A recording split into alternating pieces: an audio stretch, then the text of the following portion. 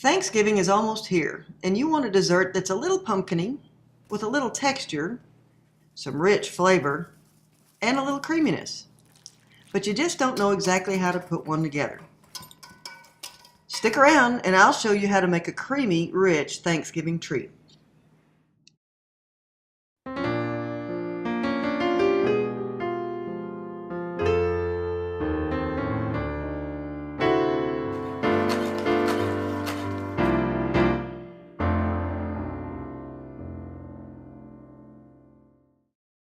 Start with 1 loaf of my pumpkin bread, dice it into large cubes, and then place them in one layer on a sheet pan.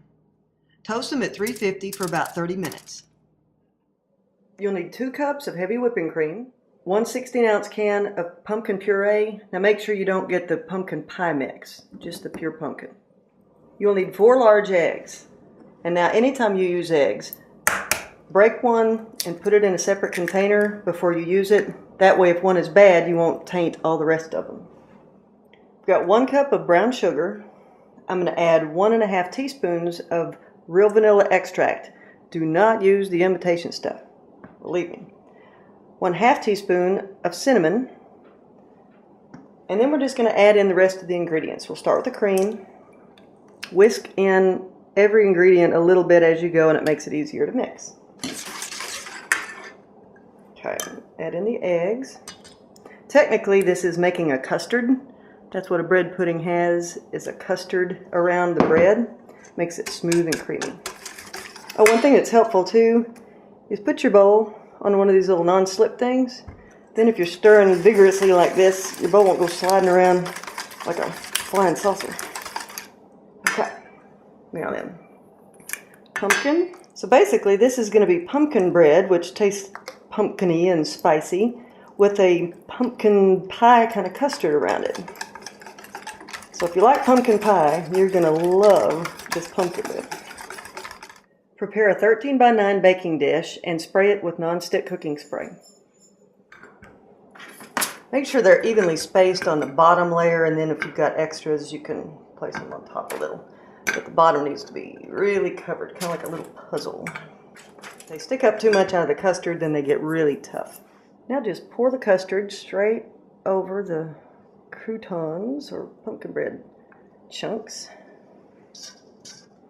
Now we're going to let these soak, because these were pretty tough. Mine got a little over toasted, and if you do the same thing where it over toasts and they make more croutons than they do toasted bread, go ahead and let them soak at least 15 minutes. That's what I'm going to do. Push them down in here, make sure that they all get coated with that good custard.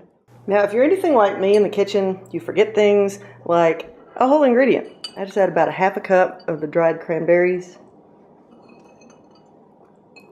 And since I didn't put them in at the time I was supposed to, I'll mix them in now. Try to keep them off the top. See, doesn't matter how you get there, it's just the final product that matters. Cranberries are in.